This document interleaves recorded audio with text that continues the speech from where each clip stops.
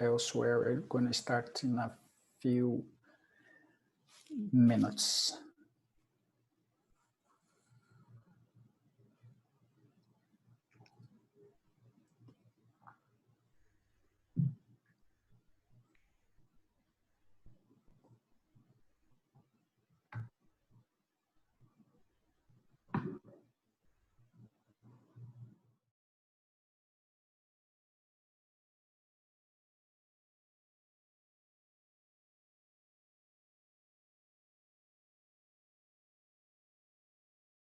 Okay, everybody, so we will make a start to have plenty of time for our discussions today, and then we go on time for the roundtable at 11 o'clock Brazilian time. So welcome again to all of you joining us today. Hope you managed to have a good rest from yesterday, which was a great discussion. Hope you all enjoyed, and also welcome for those joining us via our live stream on our YouTube channel. So once again, I would like to thank the Federal Institute of Rio Grande do Norte and Jean Tavares and his team for helping us with the hosting and the logistic aspects of this stream. So a few details about the etiquette for the meeting. We want to be as flexible as possible, but as you can imagine, meetings online can be very difficult to coordinate. So please keep your microphones off. For those here in the Zoom session, if you want to speak during question time, so there's a button for raise your hand, so we are able to see who put the hands up, and then the moderator will go for you for the question. Then you can unmute your microphone. And for those on YouTube, if you want to put questions to the panelists or during the discussion, please just write in the chat on YouTube. I think I wasn't clear yesterday about the list of participants. I'm going to put again the link for both or on both the Zoom chat box and on YouTube. Please, all of you, put your names on the list of participants on that Google form. If you did that yesterday, you don't need to do it again. So your presence is recorded, but all of you put your names there. If you need a certificate of participation, which is always the case with the Brazilian participants, then there's a button in that form saying that you need the certificate. But all of you, please sign up for that list, because then is the way to show our funders the number of participants. Okay, so today we are going to have the first part, a review of a questionnaire that was sent to all Klimapolis partners. So the two co-directors, Rita and Anita, are going to discuss that and take stock of all the answers. And then the second part, at the 11 o'clock, we have another roundtable on funding transdisciplinary research and perspectives for international cooperation. We have Erika Key, the executive director of the Belmont Forum, Heloísa Hollnagel from CAPES, and Christian Stertz from the German embassy in Brasilia. So you can also ask questions via via Twitter. If you have a Twitter account, just use the Klimapolis Lab, the hashtag Klimapolis Lab, to join the conversation, and I'll try, if there are questions there, I'll try to relate to the panel as well. Okay, so without any further ado, I will pass the floor to Rita and Anita. So please go ahead. Thank you. Yes, thank you very much. Good morning and good afternoon here from Hamburg. Rita, maybe you can just wait 1 second before you share your screen. I would like to say a few words before we start. I was very happy about the session we had yesterday. We talked a lot about collaboration with new partners. We got to know new partners. That was all very exciting. Today, we talk about the question, how actually have we already collaborated in the Klimapolis Laboratory network that we are? Why and how have we collaborated, and what could be factors that are hindering us to collaborate even more, and also what are the experiences that we gained with working together. Nico did a great job in preparing slides and also conducting a small survey among the existing members of the network, of the project, and many of us have answered to the survey. So Rita will present the results, and that will give us, I think, a very good preparation for a more strategic discussion about how we can go forward, because that's ultimately the idea behind all our activities, not just the funding, but also the time and effort that we are all investing in this project and coming together. How can we really develop something that's more interesting, more inspiring, and just better in any sense than if we were just going on individually without this collaboration. And before we start, I would like to ask the team of Natal to once more casually present what they are wearing, so also the ones who have just joined us can see that there's a real team spirit. Thank you very much. So you can see very nice t-shirts with the Klimapolis logo and mugs. And if we had this meeting in Natal, I'm sure we would all be wearing these and having a nice coffee now together. Next time, thank you very much for this inspiration. And now, without any further ado, really, I would like to hand over to Rita, who is going to present the slides, and I will try to take care of your hand raise signs and comments in the chat. Okay. Thank you, Anita. Welcome, everybody. It's really nice to have you all here.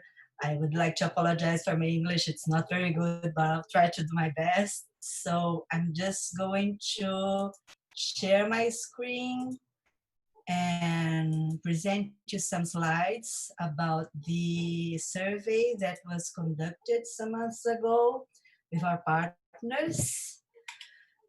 So I think all of you have received on August the email with the survey that Nico said, and the objectives, as Anita said, were to map which activities that have been organized, what were the partners' plans, identify research topics and articles, all of them related to Klimapolis research, and how Klimapolis could provide further support. So many of you said that you would like to know each other a little better. So the best way to present this would share the answers that we had.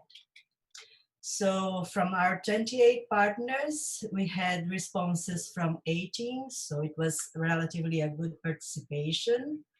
And the first question was if your group, department, or institution have a web page dedicated to Klimapolis that explains its involvement and support to Klimapolis. Most of you said no, two only have said yes. And if not, why not? So the main problem was a technical or financial restrictions. So no resources, only a highly selective set of projects were allowed in the website. Needed help with text or documentation for easy implementation.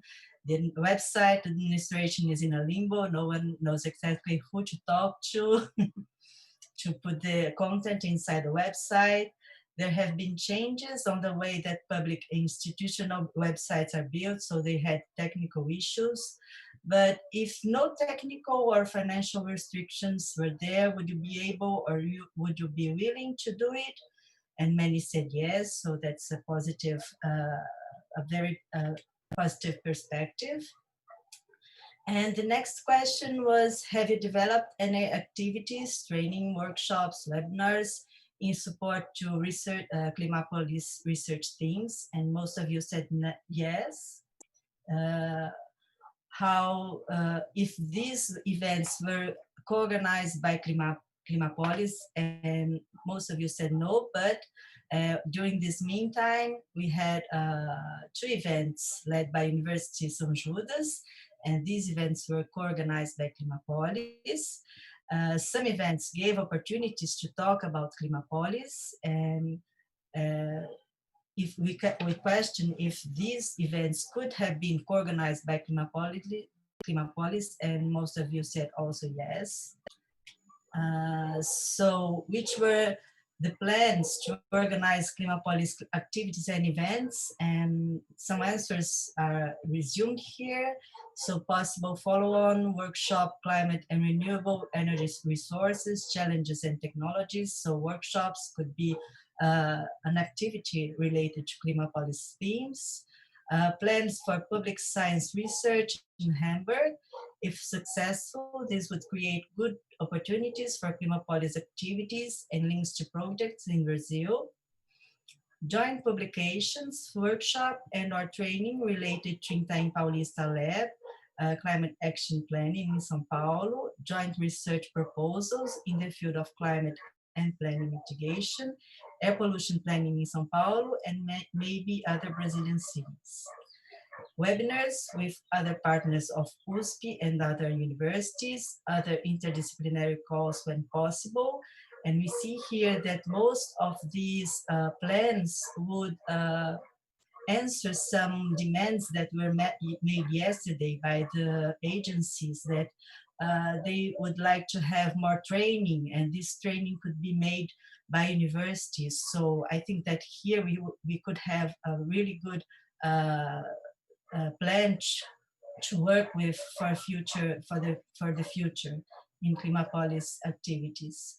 And there is here a wish that our partner had, that he thinks that a webinar from a Klimapolis senior researcher to the UniFest community would be an easy and important activity to start as a preparation for a more structured activity, like a workshop or training in the future. And I think this could be easily, we could easily do this. So the other question was, have you submitted any proposals for funding to contribute directly to any Klimapolis research themes? And most of you said no. And why was that? And the answers varied, but some of them are here. Not many open calls for submission of proposals focusing on Klimapolis research themes, or people are really busy, too many projects going on, no overview of funding opportunities, research funding agencies are not offering research funding, no direct counterpart from German side for joint proposals, personal resources presently not available, too many competing demands, I couldn't deal with yet another project if it were funded, and personal work in overload. So here we see that people are really busy, we have a lot of things to do, and there is not much funding available. Have your group published research articles that are related to Klimapolis research themes? And most of you said yes. And we asked if you have, you know how to acknowledge Klimapolis in your work and papers, and most of you said yes too. And what are the overall main challenges for development with Klimapolis research and activities? And the answers varied also: machine limitation and observational data availability, a formal project that involves the students and postdocs, time, lack of overview of funding opportunities, funds, the language, small groups, few students, collaborators. We need to redirect current project efforts with synergy to Klimapolis ongoing activities. Klimapolis has the main focus in São Paulo, so contribution is limited. lack of human resources and scholarships to support the students, the connection between science and city approaches, multi-perspectivity, personal restrictions, time travel constraints due to the COVID-19, and human resources. So we can see that here we also have the limitation of human resources and also funding. What can the Klimapolis leadership do to provide further support? And so here we have to share a server cluster to perform numerical experiments and disk space, possibility to have students involved, posting overview of funding opportunities in the areas mentioned above, somehow get back the results of our workshops on collection of research ideas groups and build on that in the next time, bringing partnerships close together, support for the early career grant proposal, science policy interface, transdisciplinary for sustainability concepts, North-South dialogue, provide support for students to encourage them to work on Klimapolis, and also open opportunity for programs like visiting scholar exchange.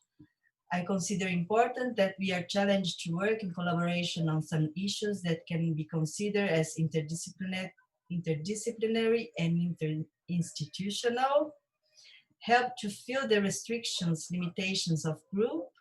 The climate science support should be improved in the future, stimulate contacts between groups so that everyone knows each other and helps each other, exchange scientific knowledge, participate in different projects, exchange students, etc.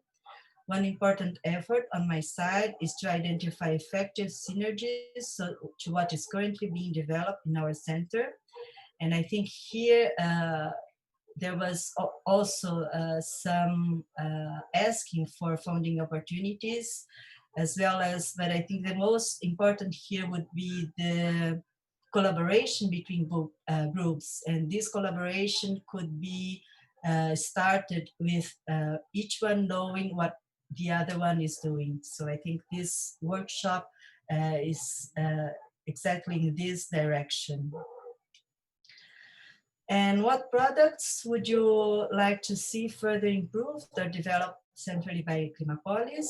And the answers were a network of air quality studies and modeling at different cities in Brazil, support for joint proposals in different constellations built on interim results of former workshops, contributions to adaptations plans that are under construction, as in the case of São Paulo, or in the Rio, as in Santos. In terms of products, elaboration of policy briefing, for example, can Klimapolis closer to, can help bring Klimapolis closer to local policy engagement, as well as creating common internal understandings on key themes of Klimapolis project. I think it would be great to have a report newspaper in Portuguese showing the benefits for Brazilian population to improve their lives from Klimapolis support, a document of social aspect not directed to the scientific community, but for a regular public with no previous knowledge. Klimapolis can contribute in disseminating the importance of science on the life's evolution in Brazil. And I think this one has also been, it has popped up with different partners for this communication between the academic research and the overall public population. So I think we also have to improve our efforts on this side. The other answers were volume of journals suggesting themes to be developed collaboratively, webinars that aggregate knowledge and researches.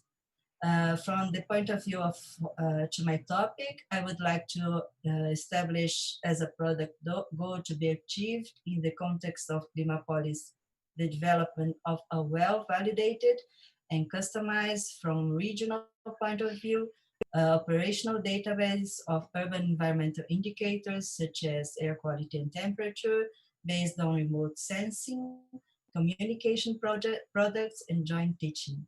So I think that here we also see these common things that are popping up. So we would like to communicate better, we would like to know each other and teach jointly, teach collaboratively.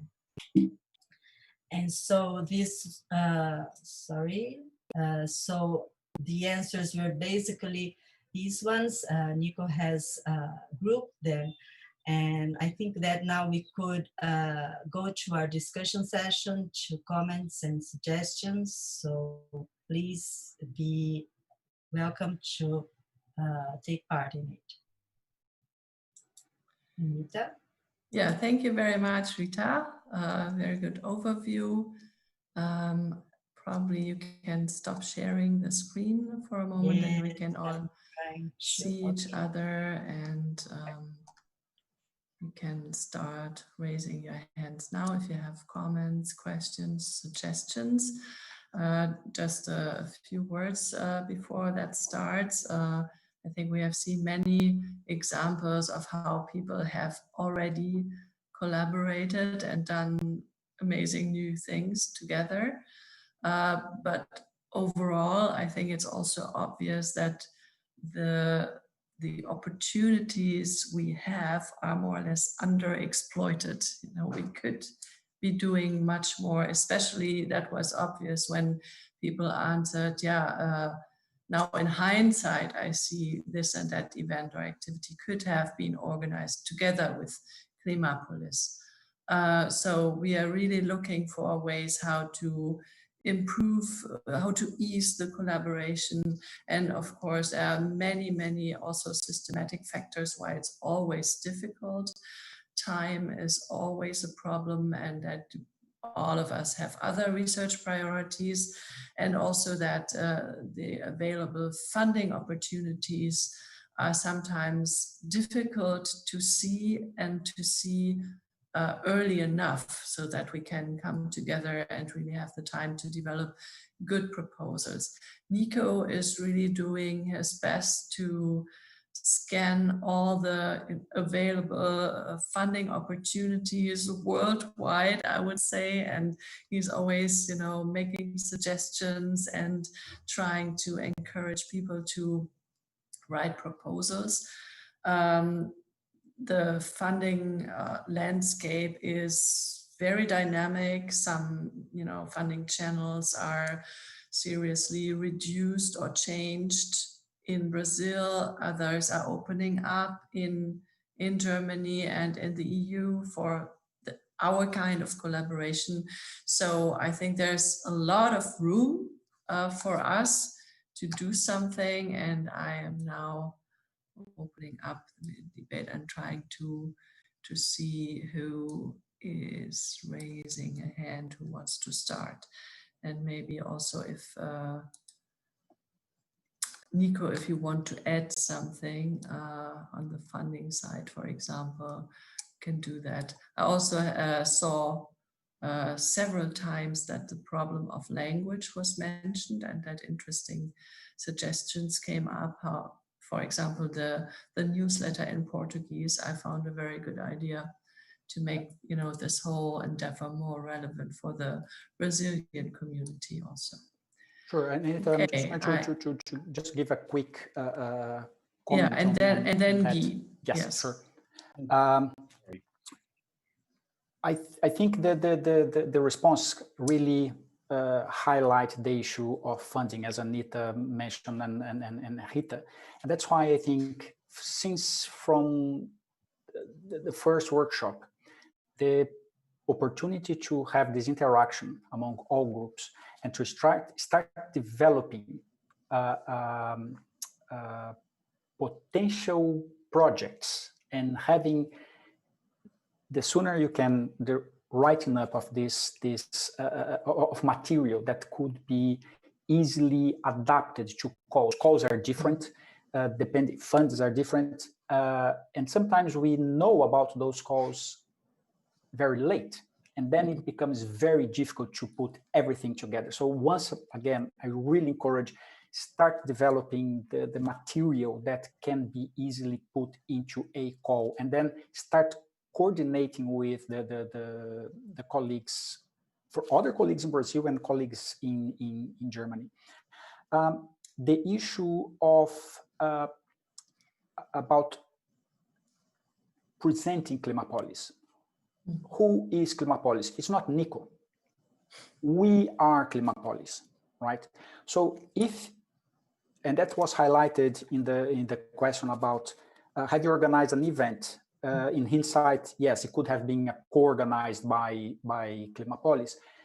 If you don't promote by being there in Brazil or in Germany and taking part in many events, if you don't promote Klimapolis, nobody will know about Klimapolis, because the reach, the wider reach that we have, which is unique in Brazil with all the partners, as I showed yesterday, it's because of you in all these different. So please make sure, if you need information, if you need slides, please contact me. I'm more than happy to help, but you need to be proactive in this way and promoting what Klimapolis is about. The same way with websites. If you have a project that has been approved and Klimapolis is not mentioned there, either is because you don't consider that particular project is not part of Klimapolis, or there's no interest in making that project part of Klimapolis. So I think we need to, it's a hands-on activity for everybody to try to modify this. Yes, I'm trying to review our whole communication activities from the website to how I communicate with partners, both in Brazil and Germany. I don't want to fill your inboxes with lots of emails, but at the same time, I want to target those opportunities so you can be responsive to any last minute needs, for example. So just overall comments on this. And be sure that I'm going to ask for help, particularly on these issues of communication, for nice pictures, results that you may have had in terms of model outputs or satellite images or whatever. So I can use that as part of our communication. And I will stop here. Thank you very much, Nico. I have Guy on my list now. Yeah, and I encourage all the others also to jump in. So thank you very much, first of all, to Rita and Anita for presenting this survey of where we stand in terms of activities. I think it was interesting. Well done, but also very interesting. So what I took from this survey, or the results of the survey, are three things, I think. First of all, the response highlighted that we are extremely broad, that we're tackling a lot of issues, but not very deeply. In fact, we find that, you know, there are a lot of good things that could start, and just like Anita said, we haven't really exploited that yet very much, but the potential is there. So this is great. The second point is that we are very well. We have two kind of line of actions. One is the interdisciplinary aspect. So we have to go beyond our own discipline in this project. And the other line is the international aspect. We have to connect over the Atlantic to different group of people. And so I'll come back to that in a second. The third one, I think, was the recognition that there are improvements that could be done on the technical point, the web, etc. So we can work on that. I think that's not fundamental. We can certainly improve the communication, as just Nico said. But what I think is that maybe we have an opportunity to think a little more about specific project that we would like to accomplish, and independently of funding for a minute. I mean, funding was also another issue, but I think, you know, look, for example, in my case, I'm dealing with air quality issue very much in urban areas, and we do that in Hamburg. Well, I'd like to expand a bit or reinforce strongly the connection we could have with people like us first. So people like Rita, like Judith, like Fatima in Brazil, who are doing the same kind of science, to see if we could together be thinking along the international line on reinforcing the kind of things we're doing. One line. The other line is the interdisciplinary aspect. And so the kind of thing that Fatima, Rita, myself are doing could benefit from dialogue with other scientists in the group and just say, well, you know, rather than solving equations, we could also see if we could, you know, be useful for policy issue. So it seems to me, conclusion, that the best projects are really projects that are done between people and people. And that when the people are getting excited about something, then they can bring it to Klimapolis and make it, you know, one of the action of the activity of Klimapolis. So I think that, you know, we should form small groups. We should really think about very, very specific projects that might not be very broad at the beginning, but at least that would create engagement and challenge and excitement. And then we would bring them, and it would be a good start for Klimapolis then to have several of these projects and have something more than just say, oh, we should do more. Thank you very much, Guy. I don't see anyone at the moment raising his or her hand. I think we have been discussing that for a long time, that we need these activities and projects that are fun doing together and so on. But the question is really also all the time, how can we get into that mode? And I think meeting is incredibly important, especially if you have to, you know, cross a whole ocean to come together. And this is difficult at the moment, but also if you know we are not in a pandemic situation, it has always been difficult for the Brazilian partners to travel in your own country and to get funding for that. So I think that's really important, how to overcome that particular funding constraint, and also how to keep up the exchange and contacts in the absence of physical meetings. So I would like to really ask also Nico if there's a capacity, if you see that, to have at least a small newsletter in English and Portuguese once in a while. I mean, that is not the silver bullet. I'm quite aware of that, but it just is another form of bringing us together and reminding us that there are joint activities going on, and it's more than just an individual email. So maybe you have comments on it, all of you. And I would also like to collect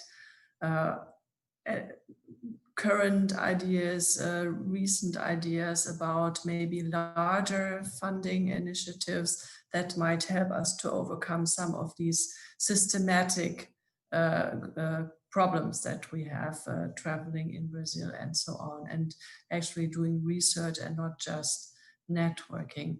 I now have, first I had Vinicius on the list, and then Ana Paula, and Nico, if you want to jump in, you can also do that as a third then. Vinicius, where are you? Yes, I'm here. Good morning, everybody.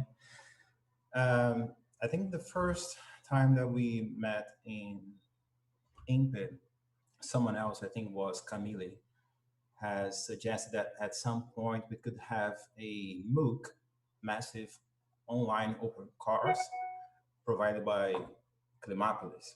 And this has been discussed yesterday by some of the partners, that they have this lack of training, that they need some skills. And I think during the survey, someone else also suggested that he'd love to see a senior researcher sharing his expertise And I'm sure that there is no way to compare a funding call with just some money that could be coming from certificates via those MOOCs. But who knows, you could offer these MOOCs with free certificates for people that really don't have the possibility. This is how Coursera works. I'm a fanboy of Coursera because they have this ability. You can just be there, do the course, and if you don't have money, you can just say, yes, I don't have the money, and they will see if they can give you the certificate.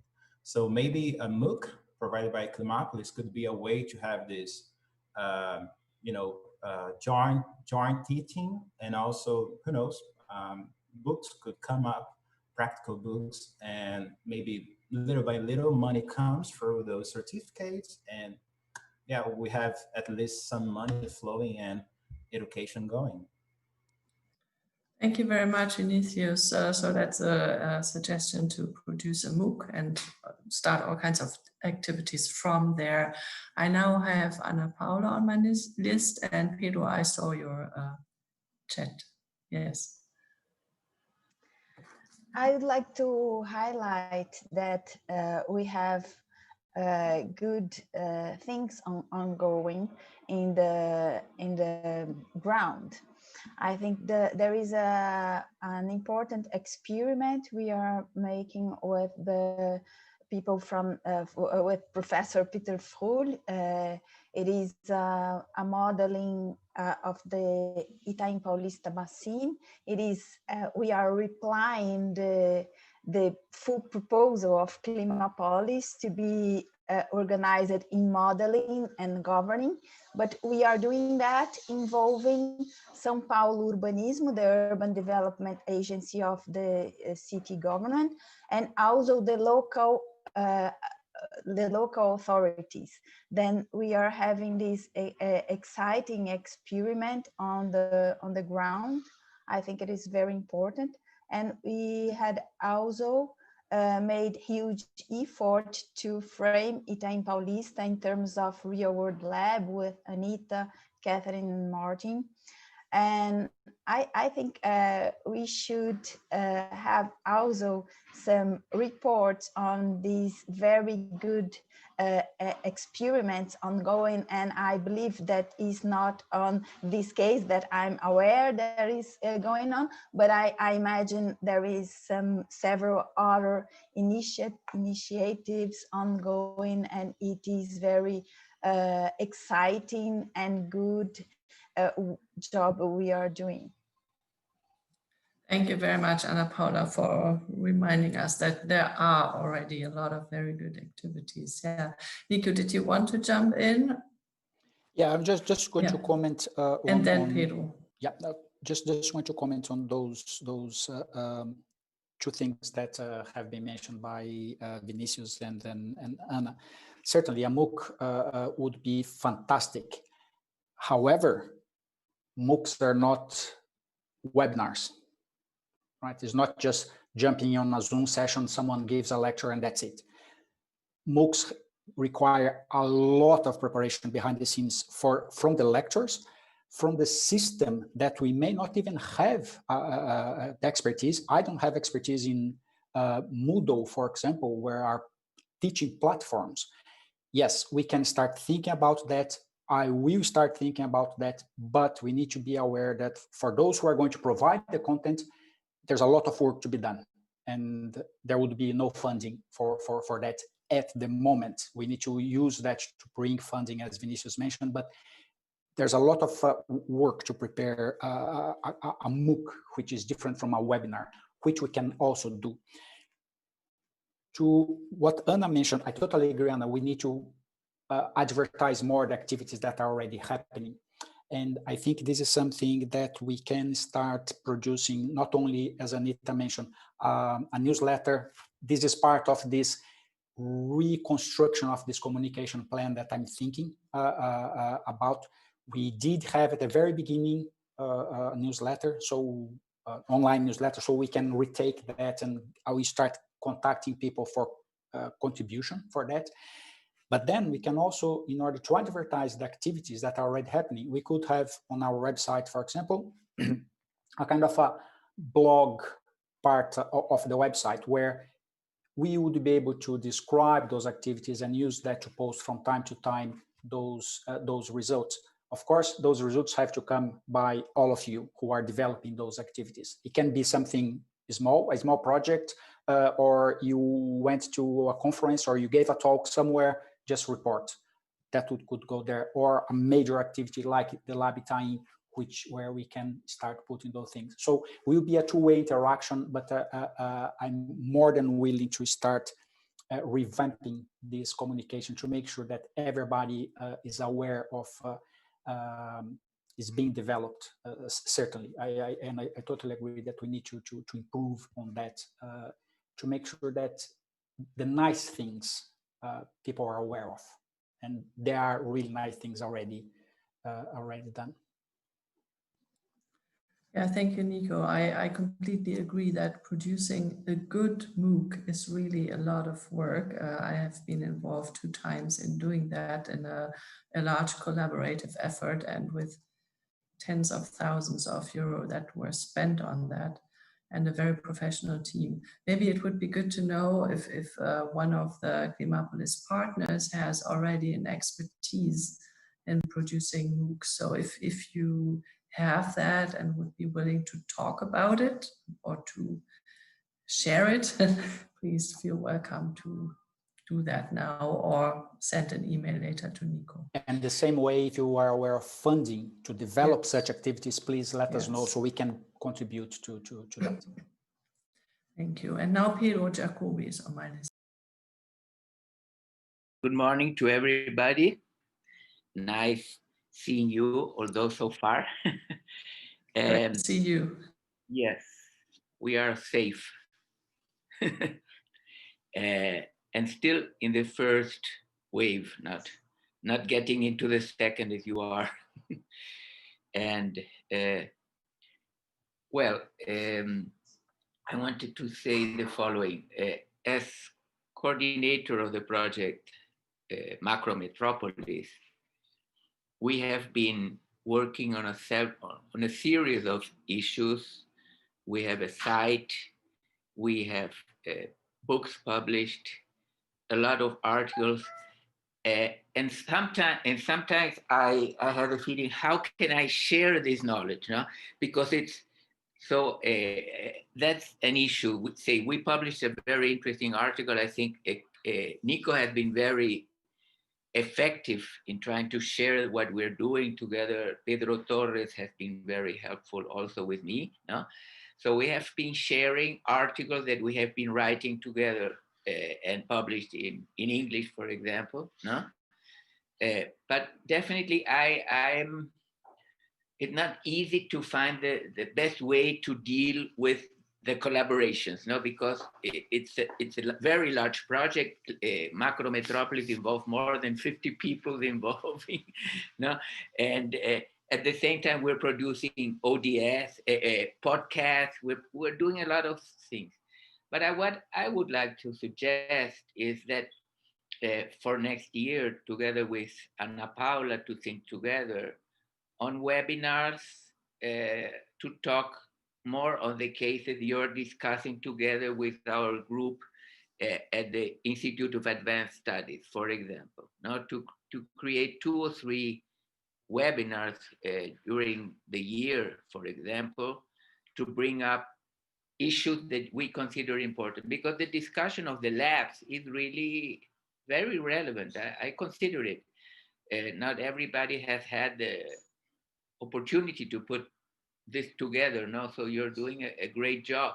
And at this moment, we have to be very realistic. Even our project, Macro Metropolis, is suffering a lot because of the pandemic and all the lack of possibilities of doing field work. No? So we are really not stuck, but really in a moment where we have to invent other ways to work. And what I think is important to say, that many times we're working with watershed committees, for example, and it's not an easy task to have the responsiveness. for example. No, so we have to really reinvent us a little bit, at least for the next few months or several months. We don't know exactly. No, so I would like to share how to think more how we can be more collaborative. As an original member of Klimapolis, I feel that we have had some constraints to work together, and I would like to really continue doing it. As I'm here following the discussions yesterday, today, and a little bit tomorrow, no, I'm really, really motivated to see how we can do things better, no? And considering all the constraints that we have, financially talking, it's terrible, no? Whatever at national level, forget, no, basically. And at the state level, FAPESP has been very complicated also in terms of responsiveness, taking very long for any kind of small demand, for example. So I want always to be positive and look that we can share more the knowledges and try to think together how we put the discussions of the agenda that we believe is essential. Now, say, for example, we will have now municipal elections in 2 weeks from now. We will see what happens. No? We're still very uncertain. No? Obviously, we'll have a second term, but we don't know. And things have been going very strange in our country. Too much conservatism, no? And this is very worrisome in terms of how we deal also with our sharing of knowledge too. So basically, I think that discussion is absolutely essential. I want to see how we can share macrometropolis. I think I will talk more with Nico, with you, Anita, and try to share that. Yeah, great idea. Thank you, Pedro. I now have Judith and Rita on my list, and we have 10 minutes left before we switch to the next part of this session. Okay, Anita, thank you. Well, I want to speak a bit about the visibility that we could give to the Klimapolis Lab. I have said this before in our committee meetings. I really am a true believer that we need a more professional website for our Klimapolis project, and especially for the permanent lab. And we need to add more information about the partners, about the different activities that we are carrying out. As an example, our air quality group and plans that we have for model intercomparison and other activities. The idea, what Nico said, that we could have sort of a blog or maybe a news sticker on the website, on the entrance of the website, where we have news, relevant webinars or other activities that participants of the lab, members of the lab and the project are carrying out, or other relevant information that is being done by other people that are not part of Klimapolis, and that webinars, for example, that would be interesting to join. So I really believe that this will help our visibility, because, for example, when I want to explain to people what is Klimapolis about, it's very nice to send the link of the website. And we could look at the website as someone who does not know what Klimapolis is, and where the person would find all the relevant information at a glance. And I think this would be extremely helpful to disseminate the laboratory. Then I think it is interesting that we engage in activities, especially here in Brazil, that will further promote the visibility of Klimapolis. An example, which is in the very beginning, is this platform that we are building here at the university. It's called Our Common Future, in Portuguese, Nosso Futuro Comum. And it's a platform that will be launched in the beginning of next year. It's actually an activity of our Klimapolis partners from the Instituto Humanitas, from social sciences of our university.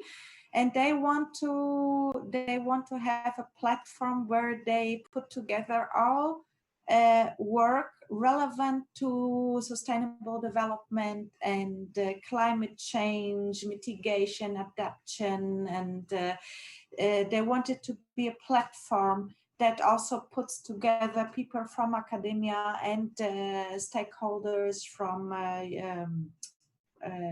policy sector. And so this is at the very beginning, but this can be a big thing. And once it is in the air and is getting disseminated, it will give a very good visibility to Klimapolis if we will engage in this platform. So I think this is an opportunity, and if opportunities like this come up, I would like to incentivize our partners to engage in these kind of opportunities. Then the most important thing what I have realized is that we have a lot of very interesting activities here in Brazil related to Klimapolis by partners of Klimapolis, but within these activities, Klimapolis is not mentioned. So is it not, it is what I'm saying now, it is very important. It's not like a critique, but please see it as an incentive to remember Klimapolis and mention the Klimapolis Lab when you give a webinar, when you give a talk, especially those people of us who have more visibility. This is extremely important.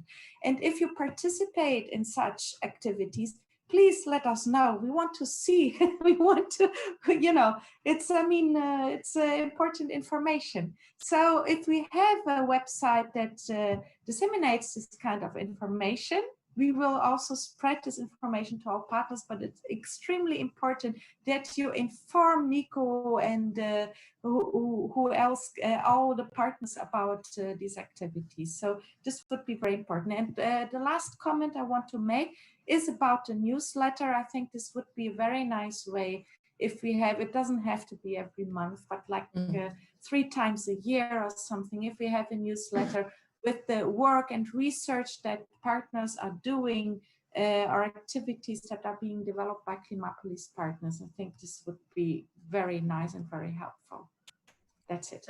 Thank you, Judith. I now have 3 last comments. Let's start with Rita, and then Newton wanted to add something, and Martin will have the final word. Yes, please go to Martin. I think we have to give opportunity to others. Thank you. Okay. I think then it's Newton, isn't it? It's just a quick word on what Guy said. Good morning to everyone. Just to emphasize this idea of we have specific interest, and if we, even without funding, if we start to collaborate in this specific topic, that's something that we can manage to transform in this interdisciplinary collaboration afterwards.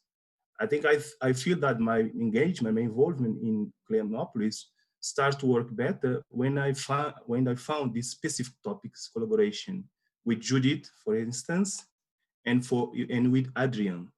So I just want to add on this, on what Guy said about to find these specific topics that we don't need a lot of funding to start with. And then as we move on, maybe reasons or goals to establish a project for funding will start to show up. Thank you. Let's do it. Thank you very much. And now Martin. Beautiful. Let's start. No, I mean, there's one thing that I really like a lot about all the Klimapolis activities and meetings that we had, and it's a kind of a very unusual constellation of disciplines and people that really try to open themselves up and kind of leave the security and safety of the discipline to kind of reach out to the other part. So that is something that I find really special in this network, and that is something I would like to keep if it's possible. It actually connects very well to what Nielsen said. In the end, you made it kind of, you know, exemplifies what kind of power this kind of collaboration could be, and that is an interdisciplinary or transdisciplinary working together. Never happens in the void, in an abstract space somewhere. You always need a kind of, well, an action, an object, or a specific question that you choose for working together with other people around that subject. So that's why I think it's very important for the Klimapolis also to increase the visibility, but rather to look for kind of concrete projects that could be done within a section of the partners and maybe some new partners that we have to give in. And that is something I just want to kind of recall. I think it's obvious because we did it all the time, but it's something that I would like to recall in the way how we want to develop the Klimapolis. At the moment, we talk very much about communication issues, how new website, the webinars, the MOOC, and there are certainly beautiful things, but in the end, we should be aware, we should be kind of more cautious, not putting all the energy in the visibility. And creating a MOOC is a perfect example, but it's about teaching, and it's incredibly effort, needs incredible effort to make it really professional. And that's why I think for me personally, it would be, rather than extending the network, there's also a call for trying to see how we can come into kind of concrete working constellations, like, you know, we develop or finding a topic that might bind 2 or 3 people together, find a funding call that creates a project that gives all the deadlines and all this need for collaboration, rather than just kind of, you know, creating this abstract space of why it would be so absolutely necessary to work together. So that's the only thing I would like to kind of contribute for more rebalancing maybe the discussion we just had. Okay, thank you, Martin. And Guy heavily approves of what you said. I think we are at the end of this discussion round. I would like to ask Rita to have the last words in this for this hour. I think we got a lot of interesting suggestions and comments, and probably in the next meeting or so, the management committee will make an evaluation of how to go forward from here. So thank you all from my side, and I hand over to Rita. Thank you, everyone. It was really great to hear you all. We have really good suggestions. I particularly like the MOOC, but I understand that it's really hard work. We have some, the Coursera has been at University of São Paulo asking for collaboration, so I may go and try to contact them and understand exactly how it is done. But I think really it's a very big step, so we need baby steps first. But anyway, thank you very much. It was really good to have this conversation. Thank you. Nico? Great, thank you very much, Rita and Anita. And just before we start, I think the members for the roundtable are still joining us. Hopefully we will all be on soon. I can see Christian Stertz here, and seems that the others will join soon. So I'll just take the opportunity, and Erika is here as well. I can see her. Thank you very much, Erika, for being here, and the same for Christian. Just jumping in, because I knew Judith was going to mention the website, and I was going to make the plea for all partners to try to think about this, because a more professional website costs money, even for the hosting, which is not expensive. It would cost 200 euros per year. But within the budget for Klimapolis, we cannot use that. So if there is any institution or project that can help us spend this small amount of money that would host a more professional website, or if there is an institution who can host the website and have the resources for doing that, to develop templates which we are restricted here at the Max Planck Institute for Meteorology, then I'm all ears. And yes, I completely agree that could be much, much better, but I think we need to think, because there is a cost associated to that. Not a lot, but I think we need to identify that. So without further ado, so Edika is here, Christian is here. Let's see if Heloísa, I can't see Heloísa if you are here. Heloísa, Hollnagel, even if not, then we can start with the two who are here. So thank you very much for Christian and Edika for being here, and I'll pass the floor to Professor Guy Brasseur, who is going to moderate this next roundtable on funding transdisciplinary research and perspectives for international cooperation. Guy, please. Okay, thank you, Nico, and good afternoon or good morning, depending where you are, to all of you. It's really nice to hear those discussions and the commitment of all of you for the successful Klimapolis. So we're moving now to roundtable discussion about a topic that has been clearly established. It's about funding transdisciplinary research. And it's also about a perspective for international cooperation. So we have three people three colleagues, three engaged people in international research. Erika Kay is the executive director of the Belmont Forum.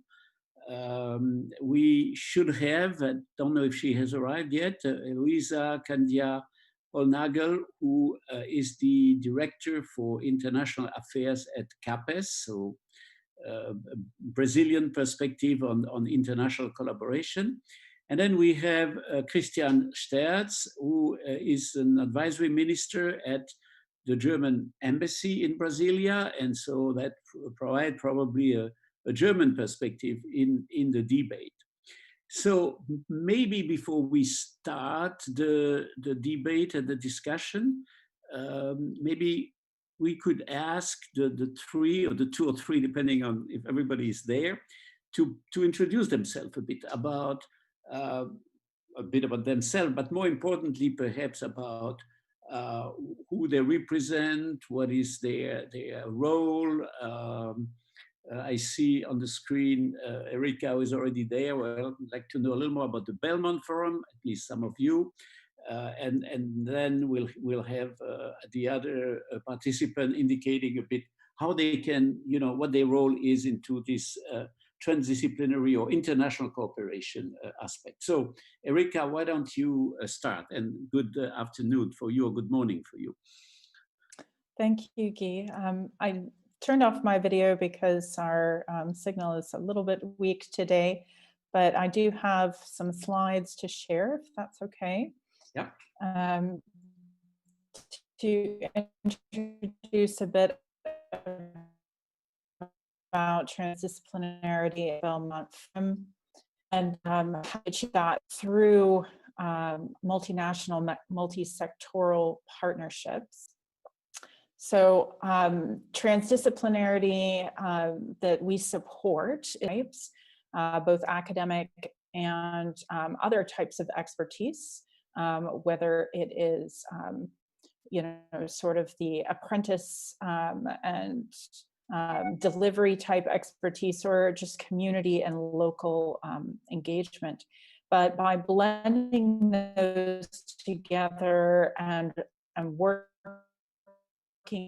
with non-academic actors in a client, that is the legacy of the activity once the funding is finished. And in so doing, we transform policy and practice. This is not something that was available to me when I was getting my degrees.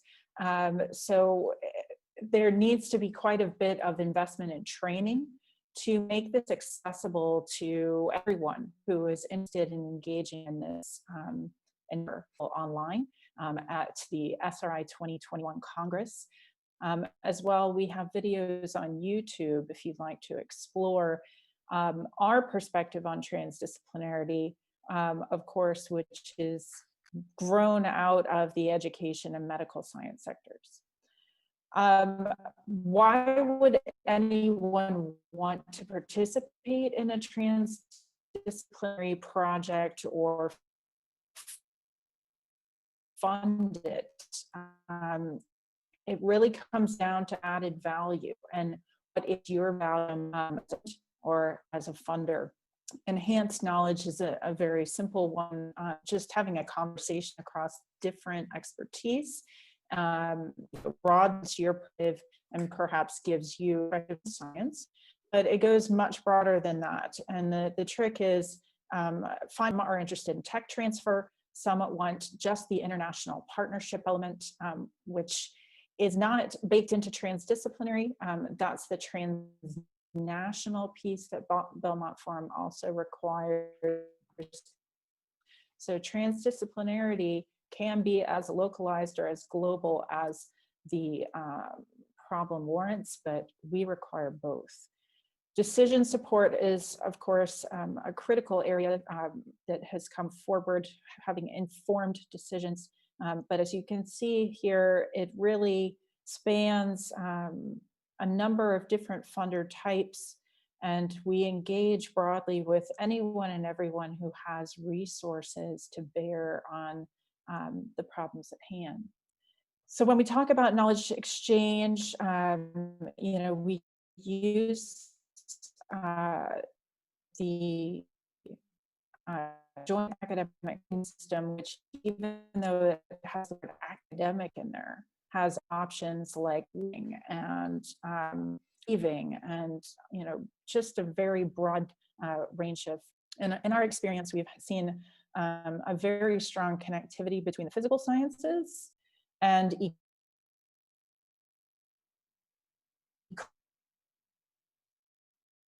ecologists. Yep. So they have the social natural.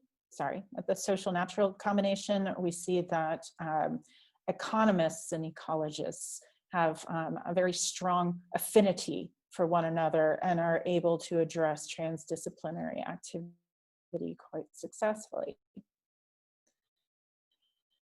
As I mentioned, we, engage as broadly as possible to address NGOs and private sectors, or we're looking at the stakeholders themselves, which come from every possible walk of life. Being able to identify who are the engaged actors in the problem is probably the most difficult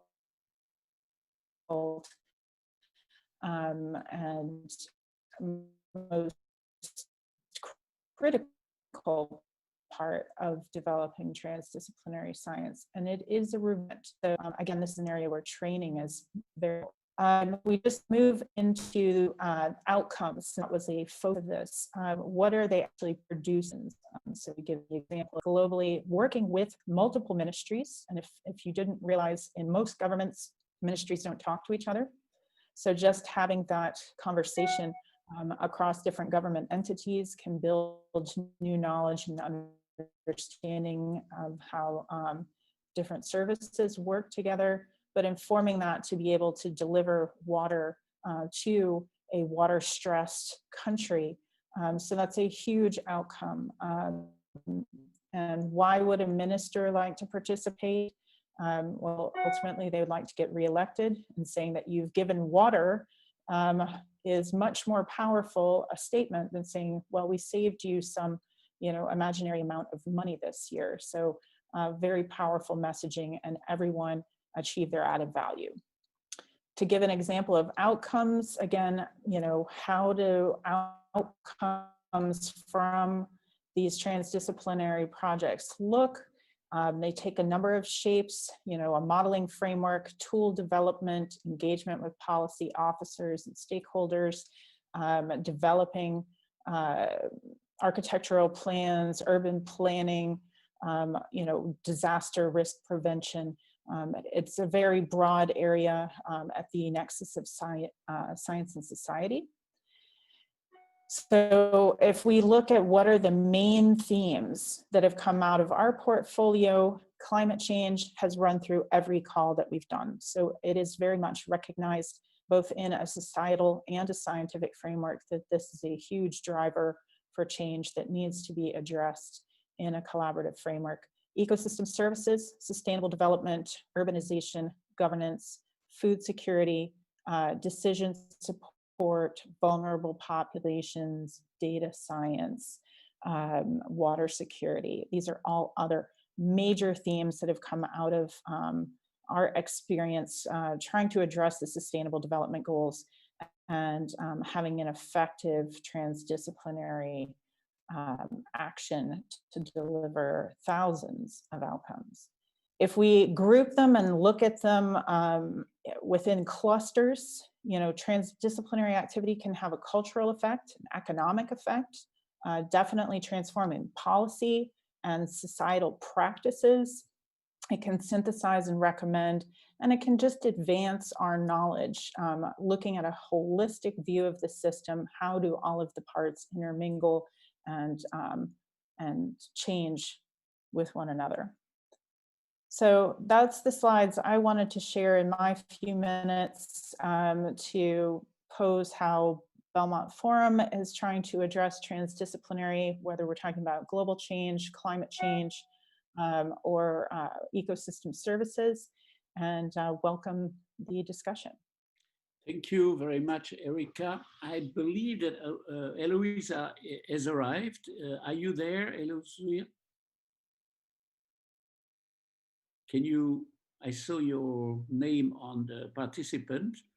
Yes, yes. I was just hiding because I came late. Sorry. I was in another meeting that was delayed, and I'm very sorry that I missed the beginning of the presentations. But I'm on. Great. Can we ask you to introduce yourself and maybe a little more than yourself, in the sense that we would like to know a little bit about CAPES and about the international contribution of CAPES. So maybe you can say a few words on this. So sorry for being late. My name is Heloísa Hollnagel. I am nowadays the Director of Foreign Affairs at CAPES. We have 2 layers of action. One is faculty and student mobility, and the other one is partnerships with countries, with funding agencies, or with institutions. And our goal is to improve the quality of graduation programs in Brazil, like partnerships in co-authory, like joint projects for research. And as a matter of fact, I would like to make a difference with Presidente Benedito in measuring results, evaluation of projects, of old ones, and propose new ones. Good. Thank you very much for this presentation. Now I'm going to go to Christian Stertz, who represents the German embassy in Brasilia. So Christian, please, your turn to introduce yourself and introduce maybe the activities by the German embassy.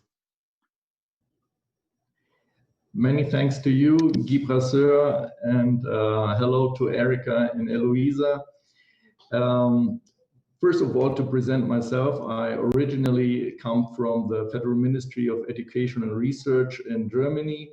And since February of last year, I started to work as science counselor at the German embassy to Brasilia. And my work is, in the first place, to foster cooperation in science. And yes, many thanks for your invitation to this roundtable within Klimapolis project, so that I can be able to contribute to your discussions as well. First of all, I'd like to say that cities have a great impact on climate, being responsible for around 70% of global production and energy-related carbon dioxide emissions. And at the same time, they are most likely to suffer from climate change too. Thus, it makes a lot of sense to explore the potential of cities to avoid negative effects on the climate in the future and their capability to adapt better to climate change. Because of the given relevance of cities for climate change, cities and climate is the current topic of the year of the German Center for Research and Innovation, DWIH, in Sao Paulo and around the world.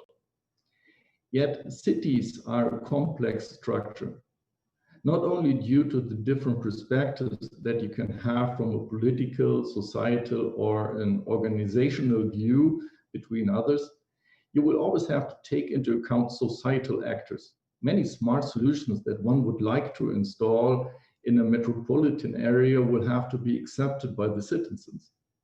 And the decision of the acceptance of smart solutions can in part be dependent on the cultural background of the population in question, which is to say that it can also differ between cities in different countries.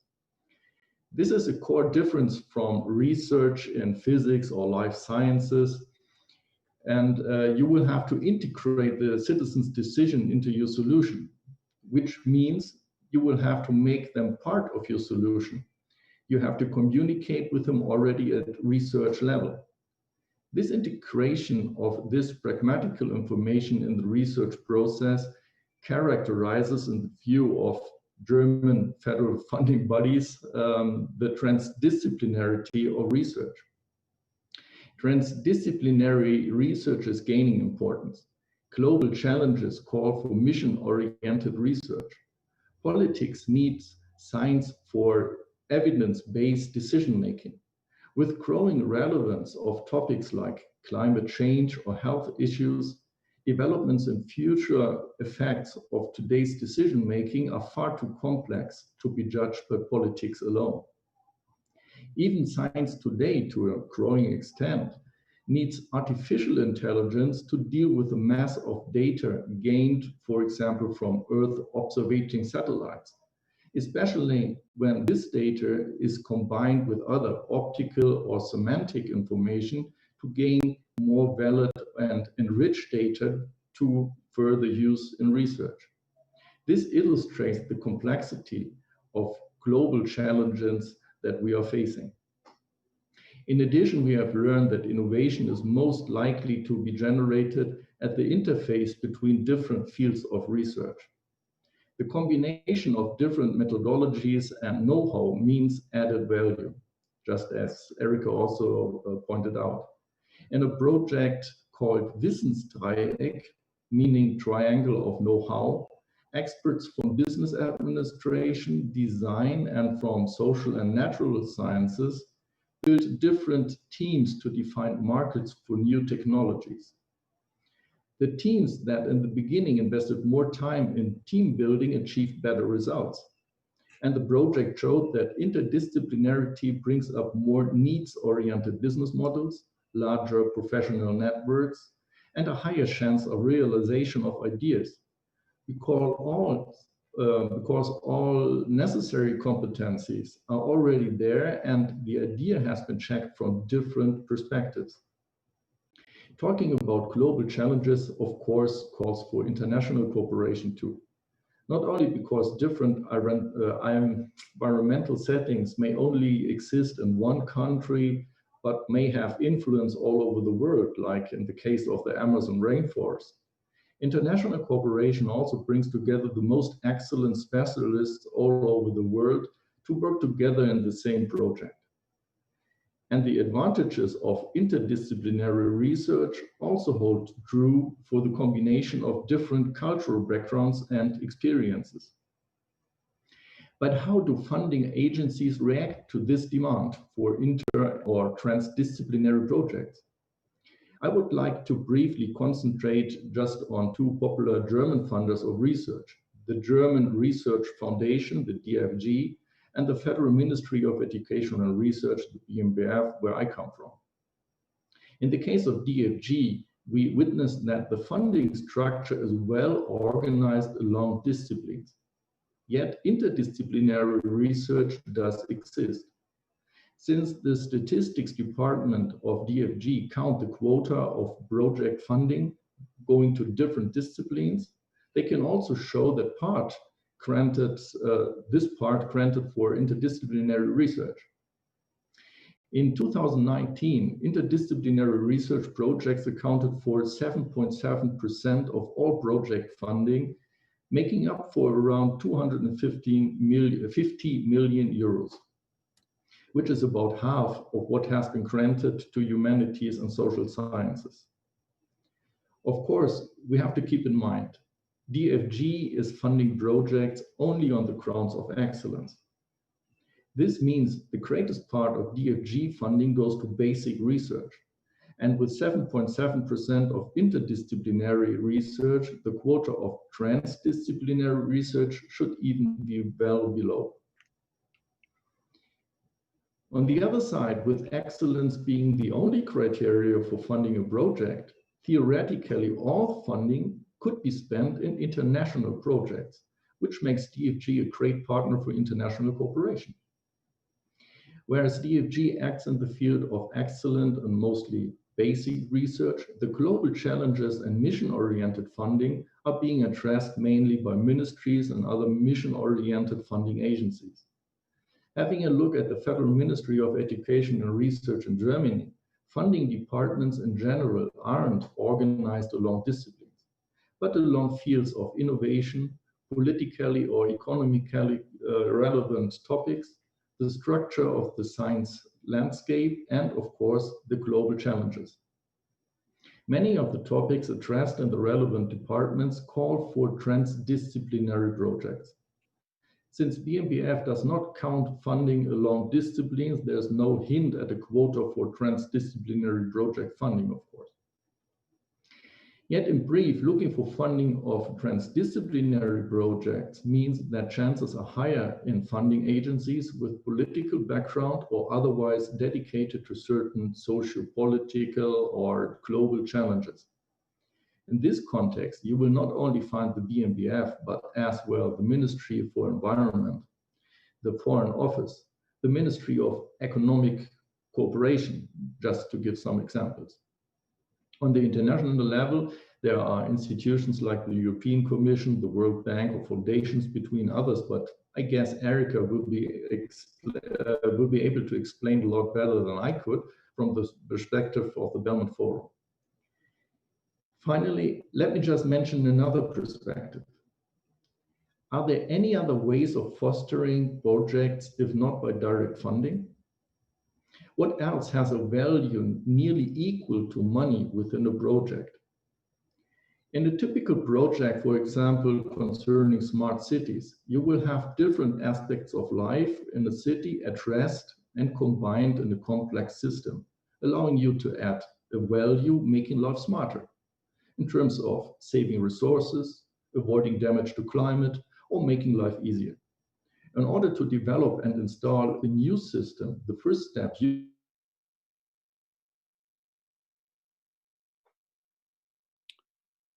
We have lost you. Just wait a little bit to see if usually is to gather data. It's usable in different interlinked here. So you make it usable in different interlinked aspects of life, and then you can find the shortcuts and optimize services, thus making life smarter. This means that usually you will start with a collection of data. Data is like the new common resource for mission-oriented research, and data collection can be expensive. So the question to me could also be whether somebody else could be convinced to invest in data collection. This, of course, depends on how the data could be used for profit as well. In the end, the question might as well be whether the design of a transdisciplinary research project should also integrate ideas of marketing and business models from the scratch, concentrating on the added use of data. So I'm eager to discuss this question also with you if you're interested. many thanks for your attention, and I'm looking forward to discussion.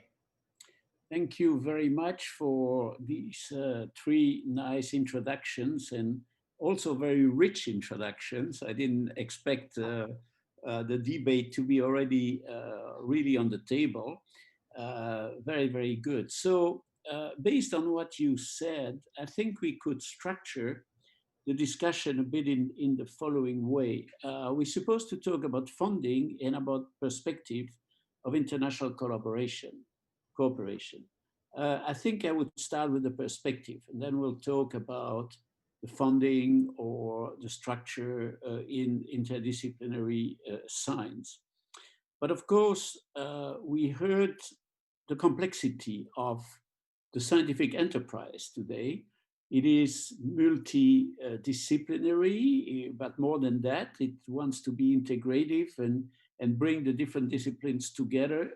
It wants also to address a challenging problem that are societally important, but problem also that require strong science input.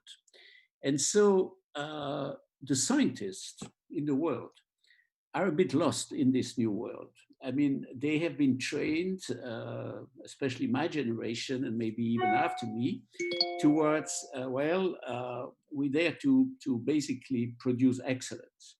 And it's not up to us to go beyond much beyond that. That's going to be done by engineering world, by the companies, etc., etc. But today we want to create this bridge, and so it would be nice if you could design in a way, in a completely conceptual way, design what today would be an optimal international interdisciplinary project. How should the scientists get out of their labs or from their computers and start to think differently? So maybe the three of you could say something about it. I see that Heloísa is already ready to answer. So why don't you go ahead? I'm going to put a bit of pepper on your food. The problem with interdisciplinary research is Brazilian ways of evaluate results of somebody's work.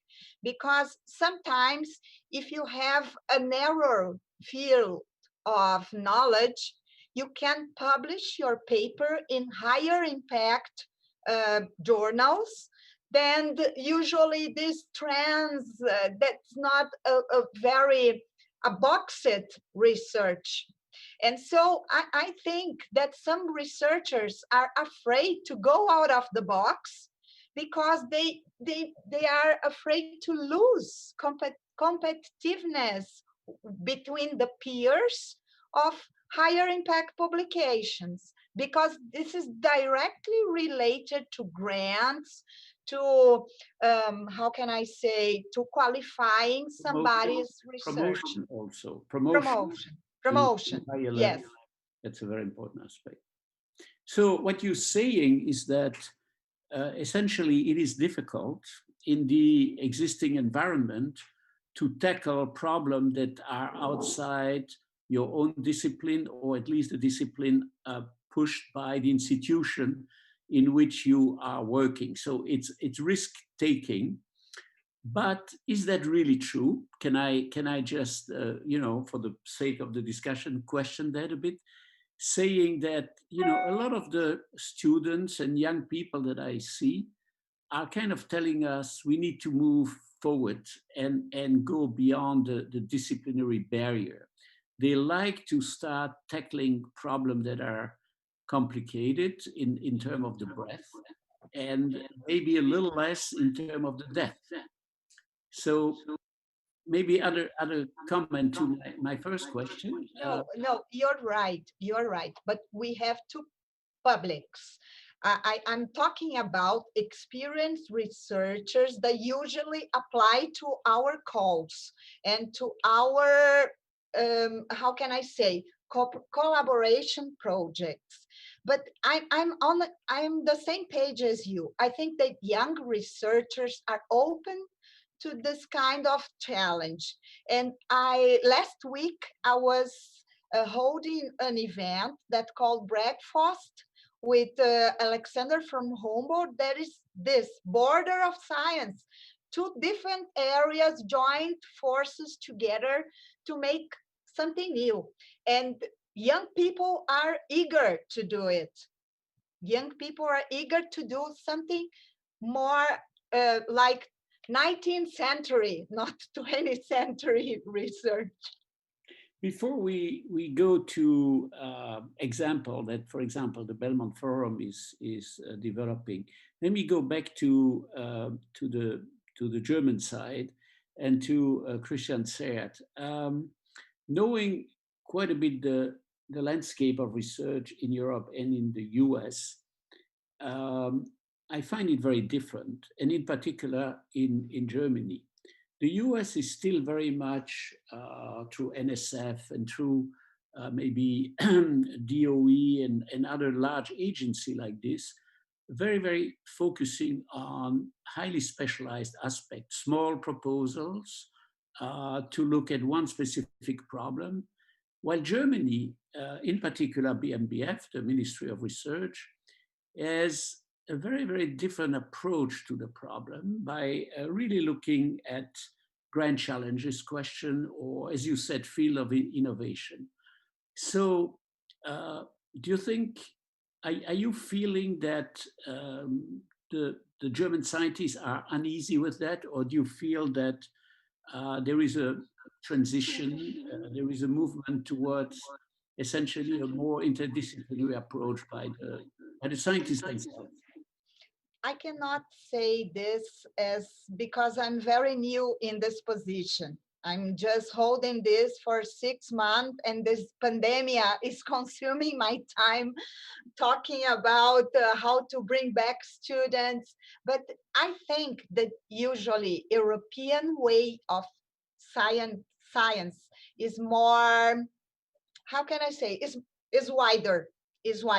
I have been in Germany 2 times, and I think that this multicultural environment in research in Germany, like I said, Breakfast is an initiative of a German foundation.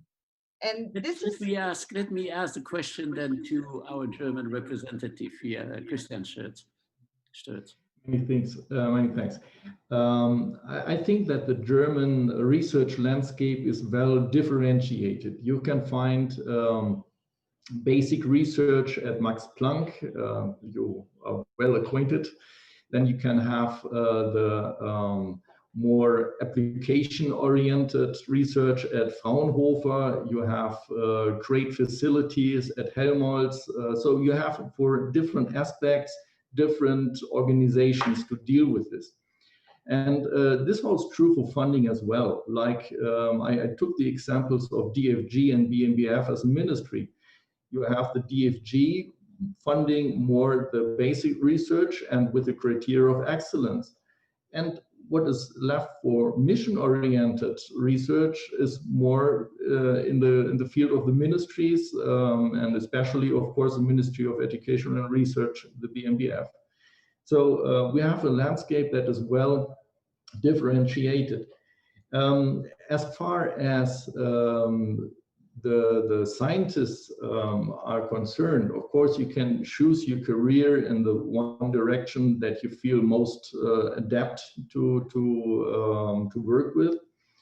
And I guess what Heloísa Hollnagel just said, that young scientists are more eager to try something new, to go out of the disciplines and to have a broader view might be right. But you always have to see what is being called for. If you want to advance in your career, you will need excellence. You will need your publications in Science and Nature. You will have to deal with another set of assessment by peers.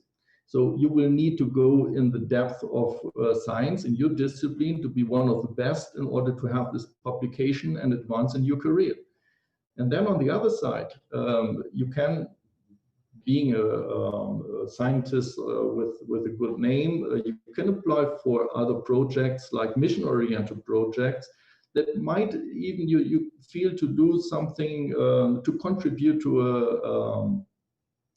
a relevant question like global challenges, which I think is a great motivation to do. So I think you can find everything in Germany. Everything is specialized. You can find the one partner to address for every need.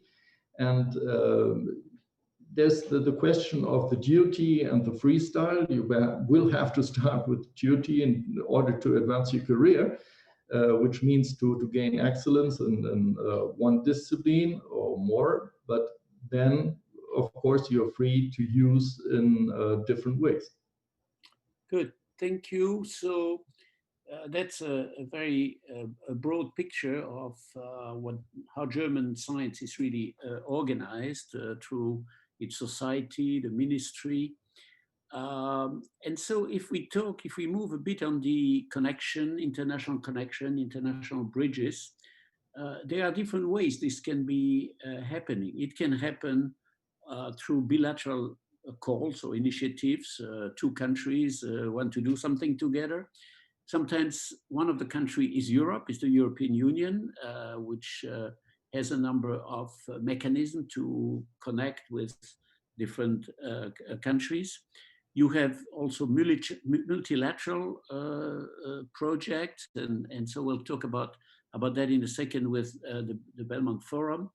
You have also international programs that exist, and in our world, we have the World Climate Research Program, we have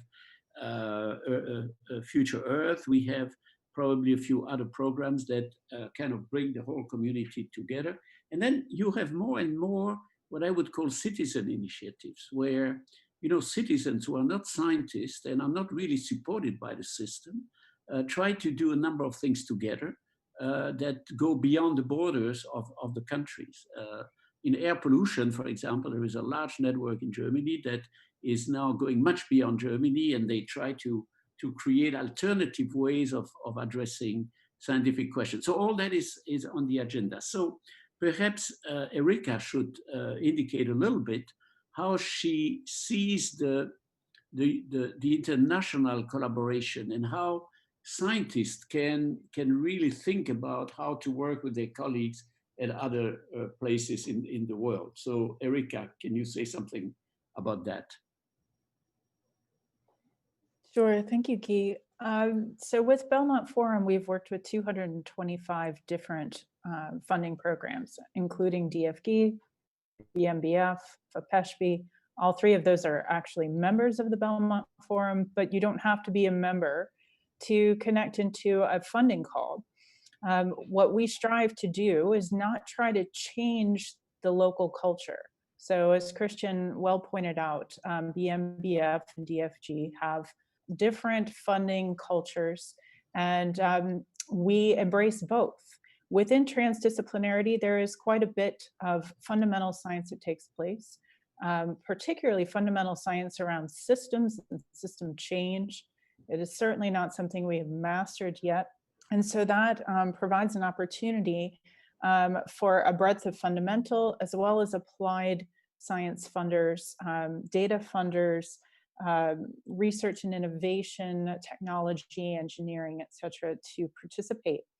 That's what we do, is provide a broad envelope around global change where everyone has a chance to connect.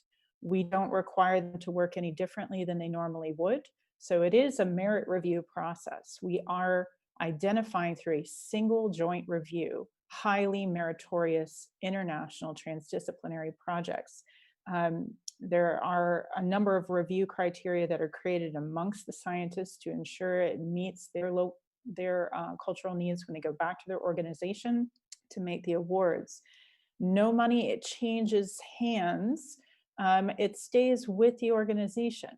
So again, that lessens a lot of the bureaucracy and red tape around moving money internationally into a common pot.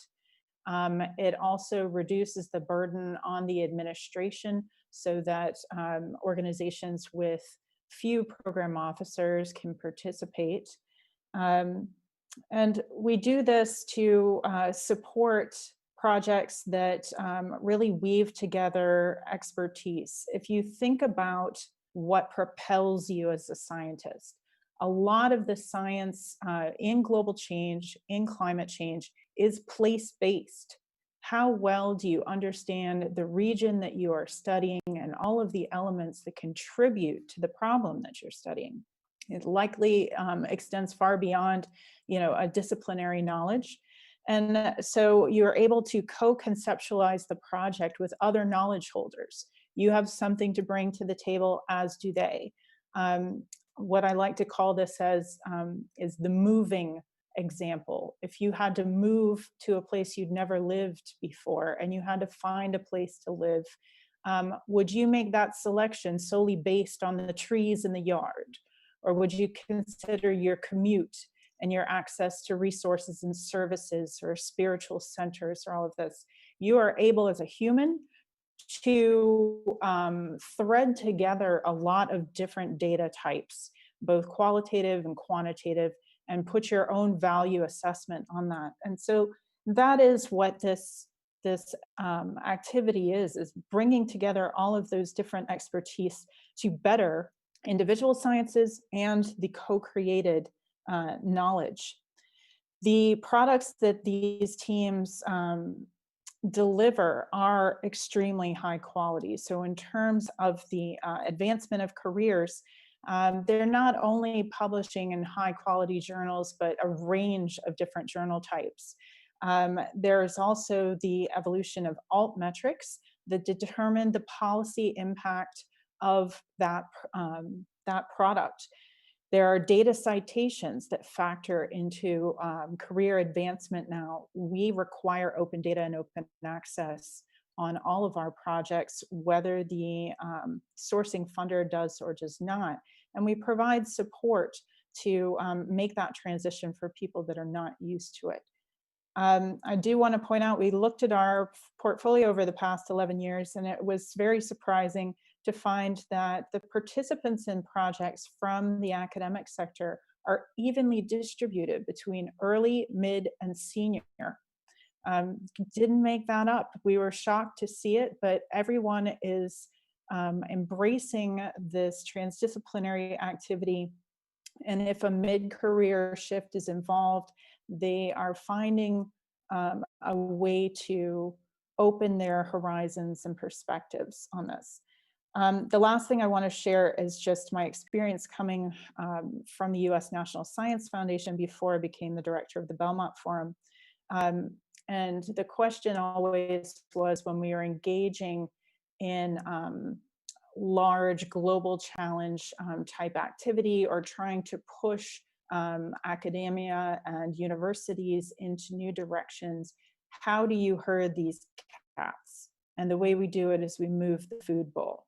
So with Belmont Forum, what we've done is aggregate the food bowl in one location, made it easier for teams together, for international projects to draw on support from all of these different sources, whether they're fundamental, applied, political, private sector, military, philanthropy, or otherwise, so that they can actually realize this activity together and not experience the double jeopardy of applying to one funder and then waiting to hear what another funder might say. By collaborating in this lightweight, flexible mechanism, those decisions can be made simultaneously and the funding can be synchronized.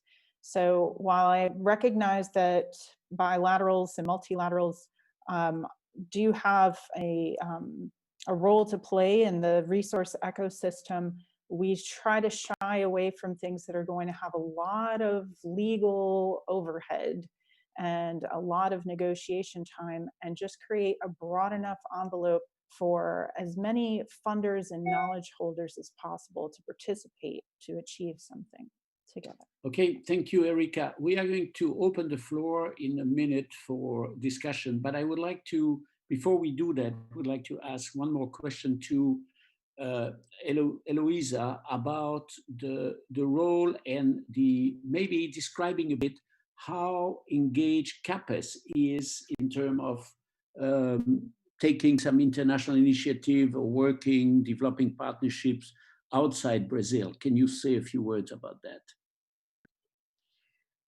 Well, tricky question, Guy. But, you know, we are now with this huge policy that is called CAP Sprint. And this sprint is an institutional program for internationalization. Most of our budget was transferred to the university and research institutes to design how they would like to make this collaboration.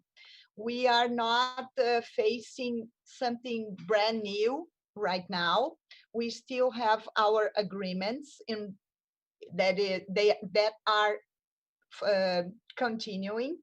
We would like to amplify some of them, like we have IASA, we have 2 other kind of agreements with Latin America related to climate changes.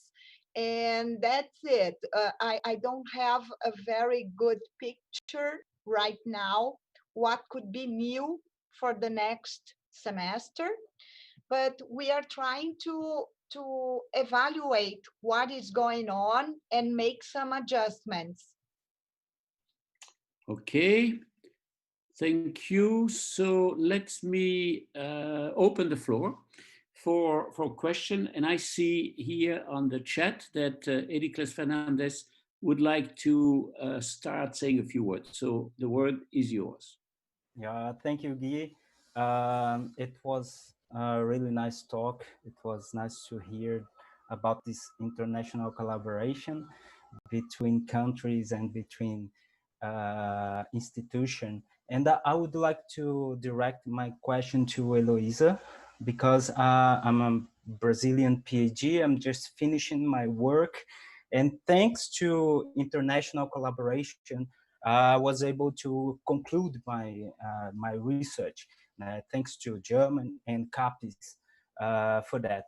I would like to ask. It's just a concern as a young scientist, because it's always challenging to do science in Brazil, because sometimes we see a lot of instability, because we see all the time the government cutting budget for science for other areas, and science, it's quite important and strategically for our country and for the world in general. So I would like to ask to Heloísa, what's the perspective of CAPES for the next years about this international collaboration? There is good stuff coming, or you cannot say about that? And yeah, this is. Yeah, thank you, Mr. Fernandez, for your question.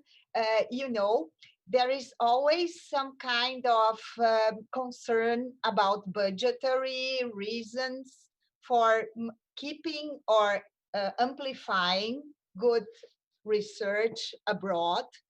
But, you know, we are in a point of way that there is no turning back. For better results, we need to improve, to strengthen the partnerships and also the exchange between research groups from Brazil and from foreign countries. You know that this year, by the pandemic, it's something very complicated to make a forecast for the next year. We have seen that some kind of lockdown were being discussed in Europe, and this is a major concern for me and my team. We would like to say that it's going to be normal next year, the faculty and student mobility, but we are not able to be certain of. Nevertheless, we are trying to organize our directory to propose something new, like another ways of improving human capacity by virtual media projects that I would like to present to you and your colleagues, like increasing foreign language proficiency, this kind of things. We have to deal what we do now. Nah? That's sometimes we worried about money, but that's not the only reason to stop or to improve or to get better results of our funding projects. The word is for Nico. Great, thanks, Guy, and thanks, Erika, Heloísa, and Christian. Just really nice to see the perspective that you bring from either a particular funding agency or a collective of funding agencies like the Belmont Forum. But what I'd like to touch is about how the calls, or how the future direction of funding is decided. We see here in the European Commission, for example, they put a long-term program. They open for consultation for the researchers themselves, so everybody is able to show if you agree or not and why. And so there's a long process, maybe bureaucratic, but there is a process where you hear the voice of those who are going to be funded if the proposals are good on merit. So how is the process? And I don't want to specifically to say for you on that, but perhaps from the Belmont Forum, it goes beyond all funding agencies thinking together and decide, okay, this topic now, or that particular topic. So just an insight from the process that goes through, and Christian with the experience from the MBF, how does it go? What's the process to kind of, from the community, to influence the funding agencies, which is completely, is very different from what Erika knows from the US, where program managers sometimes may decide what's going to be funded rather than, Erika, would you be able to give us some insight on let's ask on Erika that? to tell us, and then maybe I'll ask the other two partners also to respond to that. Yes, so please. How do you define your strategy, your research strategy? If I may say something. That's a great. Let's get Erika first, then we'll come to you. Okay. Erika. Sure. So that's a great question. Every year at the plenary, we entertain new proposals for funding, and Bill is a member. BMBF and DFG can bring proposals forward. So that's coming from a funder's perspective. But the scientist perspective is integrated through submissions by Future Earth. They do extensive canvassing each year to find out, where are areas that would benefit from a transnational, transdisciplinary approach. And just to give you some examples of those successful pitches to the Belmont Forum, we now have calls on food, water, energy nexus, ocean sustainability, climate, environment, and health, and now sustainable consumption and production. Those were all sourced from experts, not from funders. So I would recommend, if you want to influence future Belmont Forum funding, get engaged with Future Earth or come to the SRI 2021 Congress, where we will have that direct funder expert engagement to help develop the plan. But generally speaking, I used to hear at NSF, oh, this is all very top down, right? But if you look at funder profiles in general, is there ever a funding program that doesn't have a bottom up as well? I don't think ever funding agencies are going completely perpendicular where scientists would like them to go. So I always like to think that it is a cohesive activity and not just someone saying, we are only going to do biotechnology this year, but we listen to the community. Okay, thank you. Let's go to Heloísa. Well, the first strategy we deal with the scientific community opinion, it was the sprint program, because our traditional ones doesn't have themes or goals in research fields. This is not the way my agency works in international collaboration. It's like Erica says, it's related to the merit of the proposition. It's nothing, we don't drive the calls to, we don't drive the calls to 1 or 2 or 3 topics after consulting our academic researchers. The first initiative was really print that the institutions, universities, they choose what to be fostered. Good, thank you. Germany now. In Germany, the situation is, of course, multifaceted and also complex. So maybe, Christian, you could say a bit like how do those strategies come up? And they come in different ways depending on the societies, I guess.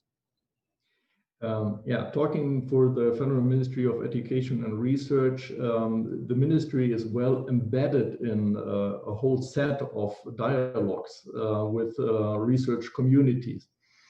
Let me start with an expert forum, an advisory expert forum to the government on a question on tendencies that have to be addressed by research. This is just to start with. Then we have different dialogues at the level of the departments that are funding. They are in a permanent dialogue with the research organizations like Fraunhofer, MPG, HGF, on Helmholtz. On the one side, they have their special science community, their different divisions are dedicated to. This is a permanent dialogue too. And in the end, they also launch sometimes, not as a permanent discussion, but sometimes they launch initiatives to forecast, including the ideas of citizens, like the city of the future, visions of the city of the future was one initiative calling for the opinion of citizens to take part, to share their ideas and to form the picture of how megacities of the future might be, just to get a grip on all these ideas, not only from the perspective of science and politics, but also on the perspective of day-to-day living and the citizens themselves. So this all gives a lot of input, which is generated in this hierarchy of the ministry to formulate new strategies. And these new strategies will then be formulated in different calls. So this is mainly how things work. And you will find strategies on different levels, like the high-tech strategy, which is one of the government. And it will be broken down to smaller strategies on the level of the divisions that are really the funding partners for launching the cause. Yes, the main idea is that the ministry is really embedded in permanent dialogues with science and also with the citizens. So can you say a little bit how those big themes emerge? So you're talking about city of the future or high-tech development. I mean, those large themes emerge somewhere, somehow. Is it coming from the political world? Is it coming from the German parliament, the Bundestag? Is it coming from the scientific community? Is it coming from the ministry itself? How do those coalesce and catalyze? I think this differs. It can be all of these parts. It can come as a political initiative, which means from another political partner within the government, also having another perspective on demands. And then this will reach the Federal Ministry of Education and Research to be processed into research topics. It can come from the ministry itself, which I would say would, in this case, practically always be induced by dialogue with research community. So I think that research community would be one of the main impulse and input to all the strategies to be developed thereafter. I think it's not that easy to say what explicitly would be the origin of a strategy, because the information reaches the ministry and will then be developed within the ministry, combining many different departments.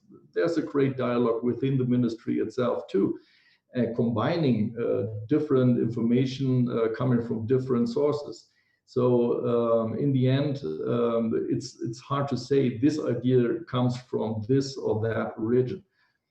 So it's being processed within the ministry. But let me say that one of the main sources of input are experts. The experts that are being invited as a permanent committee in order to advise the government. I think that these experts have a great influence on future policies and strategies within the ministry. Good. So let me, if somebody has a question, please tell me on the chat, and then I'll ask you to pose your question. I don't see anybody at the moment on the chat, but probably more questions will come in a second.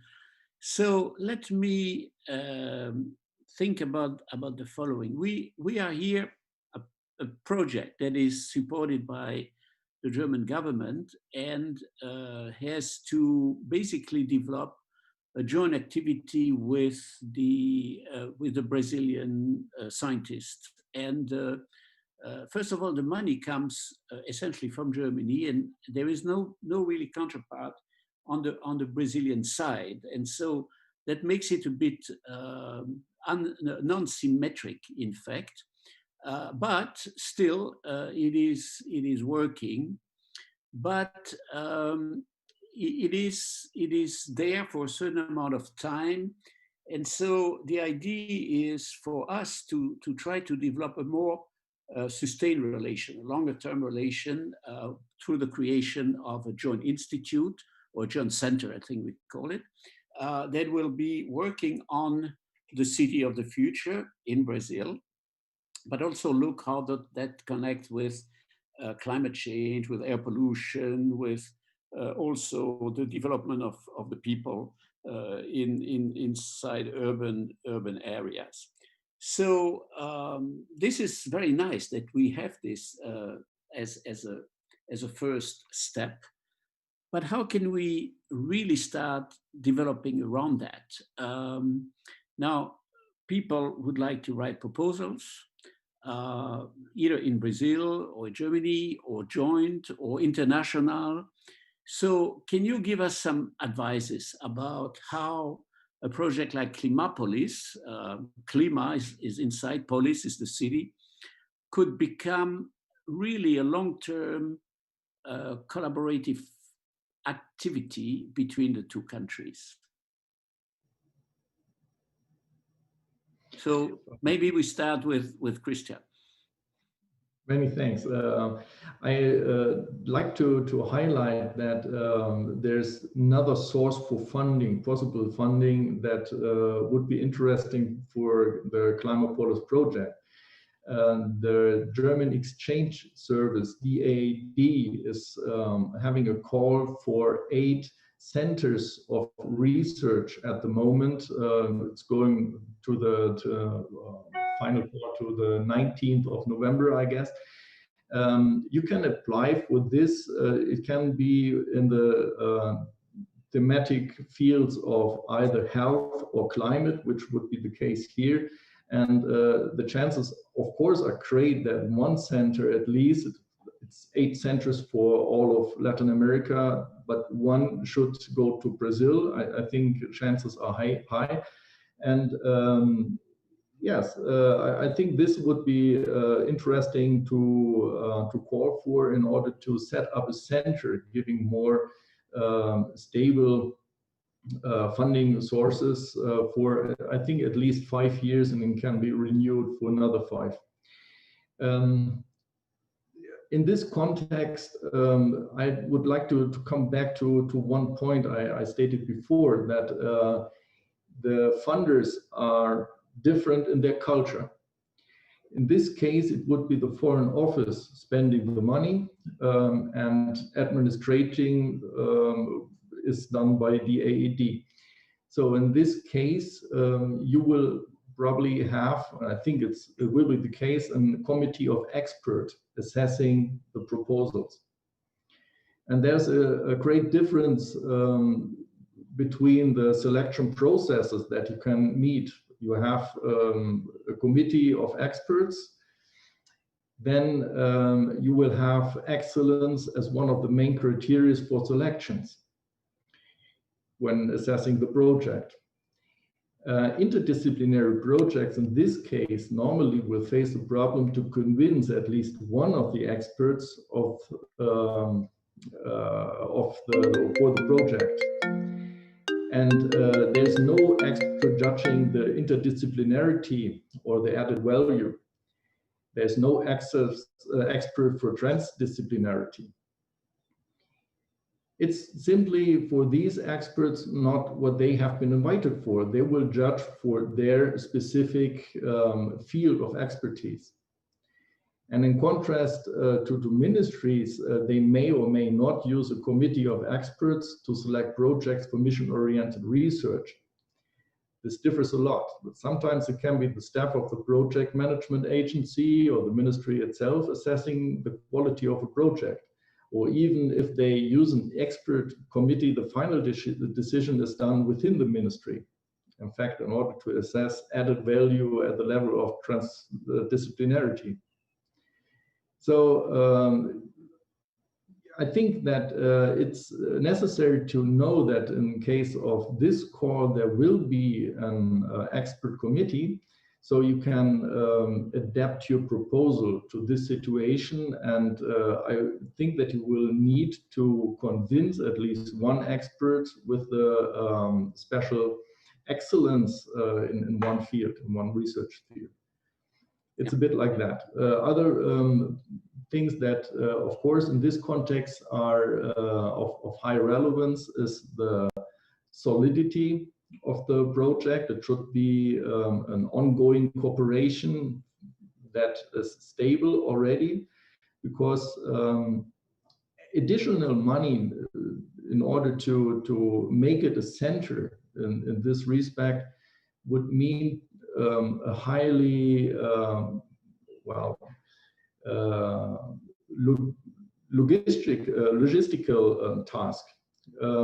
You will have to deal with more mobility measures, and they of course will see whom to trust to really manage to do so. But this, I think, would be an drastic perspective for Klimapolis to apply for a center within this call. Very, very interesting. And the deadline is 19th of November. That's what you said. So it's pretty short. Good. Would somebody wants to, I don't know if Erika wants to add something to that, or otherwise we go to the next question. But Erika, if you want, or Heloísa. No, Erika, sure. Anything you want to add? So I think the critical thing to understand with funding is there is a bit of a shiny ball syndrome sometimes, where you'll have a program and then there will be a movement to go into a new direction. So being adaptable and flexible is important. What I can say from working with all of these funders is that the maximum length for a typical grant agreement is 5 years. Contract 10, some of these research excellence centers, like were described, for example, in Canada, it's every 7 years, sometimes it's every 10.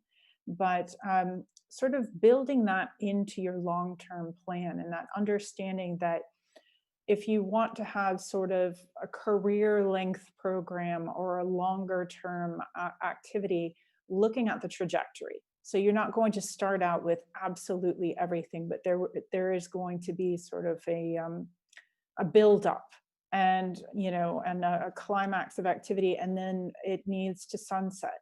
Nothing goes on forever. So figuring out how to plan that together and who might be an appropriate source of funding at each of those stages of the process. So there might be quite a bit of fundamental science or networking or scholar exchange or something at the beginning, and then moving into complex research projects that are interwoven and have an application-based delivery. And then at the end, it could be a synthetic activity, transdisciplinary metrics and evaluation. So considering that at the beginning can be very helpful. Within Belmont Forum, we have initiated a few themes where they're multi-phase. So we have one with applications due this weekend on pathways to sustainability. That is going to be multi-phase. So this first activity is supporting that network development, international networks around 3 or more SDGs. The next phase will build on that, and there'll be a phase after.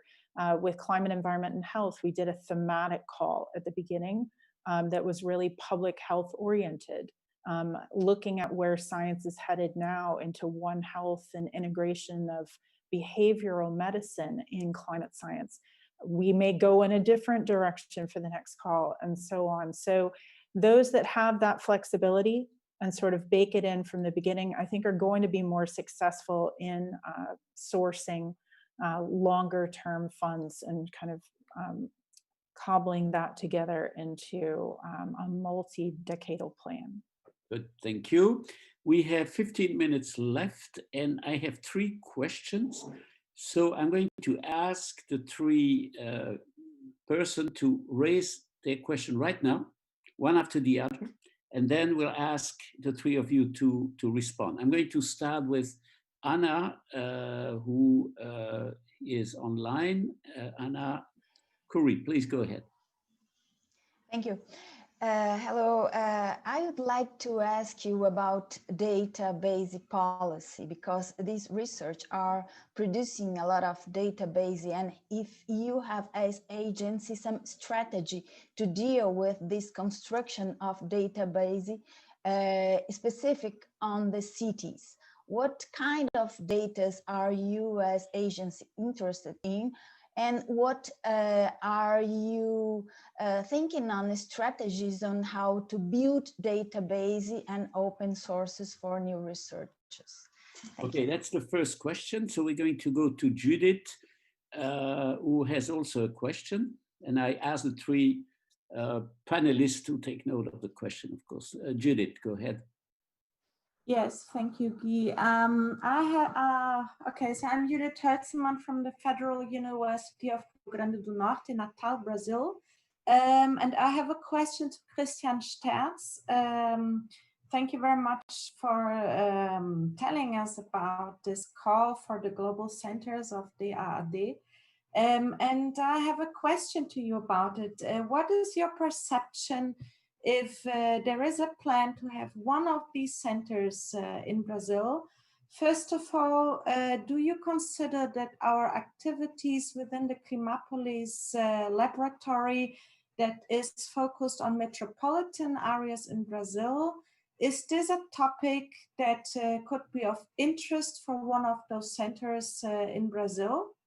And secondly, in the last 2 years, the Amazon has been again very much on the spot due to the deforestation, fierce deforestation and fire activities. So if there would only be one center in Brazil, would it be absolutely essential that it is the work or the research of the center would be related to research on the Amazon to tackle the huge problems that we have in this biome? Or would also other topics, especially in the climate and environmental call, be of relevance for such a center? Good. Thank you. Thank you, Judith. Let's go to the third question from Regina, also to Christian. So Regina, your turn. So my question is related to Judith. So to Christian, about the centers, I would like to ask it in general terms, what Christian thinks that they expect about a center in Brazil.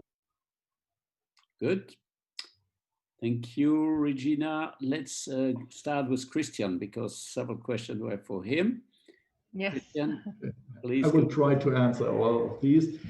First of all, the call is from DAAD. They are managing the call. So please be aware that I can just have my own opinion about it, but I won't be the one to judge. And the selection criteria are not being set up by me. So I have to be a bit careful here. Yet, it's centers of research that are being called or are to be set up. So it's really the idea to foster research by gaining more experts onto the existing international cooperation in place, and to give more space for mobility of PhD to each another country. I know that there's the problem that the funding of PhD in Brazil is fragile. So there's the question, which I cannot really give a final answer to, whether the project will allow for the payment of PhD in Brazil, even if they stay in Brazil, to work within the center. But I guess probably Heloísa can explain more in depth this point. I guess it will be the case to keep PhD for a longer period of time working within the center. So the topic to be dealt with is either health. It will be 4 centers in the health research field and 4 for climate. Climate research incorporates a lot of different aspects, and of course the Amazon region is one of them. It's a very popular one in the media. Nevertheless, we just already pointed out the significant role of cities and climate. And I'd just like to stress once again that this topic, cities and climate, is the topic of the year for the German Center of Research and Innovation all over the world. So this stresses that this topic of Klimapolis is one that is being well received. And I wouldn't say that the Amazon region as an additional topic has to be integrated just in order to fulfill every demand. Sometimes this leads to a certain overcomplexity, which might even be assessed as negative. But this is just my personal idea. I'm not within the selection committee. I have to stress. So, well, but I think that Klimapolis should apply for it. I feel it's very adept to do so and to have good chances. There was the other question on data. The policies of funding agencies differ a lot concerning data. Like the European Union says that data should be openly assessed. They should be open for startups to use them in order to gain profit. And sometimes they are more restrictive. So in the end, the answer would be it depends. It depends whether you have economy involved already and with a clear interest to set up something new. Let's take the fostering and funding on the vaccine against the coronavirus. If you would open up all data, there would be no incentive for firms to invest anymore. They do it for their own profit, of course. They invest themselves a lot, and all public money will only be additional money. So then here you have a different setting. When you have a mission-oriented research, and the funding will mainly or on the whole be granted by a public body, then you are more able to say the data will be free for everybody to use. And we hope this will be the case in order to have the maximum output from the data gained. So it varies a bit and it depends on the concrete situation. Let's go to Heloísa, and then we'll go to Erika, and then will be the conclusion. First of all, maybe, yeah. First of all, it maybe sounds unpolite, but I'm going to share with the group the link about this DAD program that Christian is talking about. So I put there because I received it last week also, so you can check more information about this German Brazilian centers.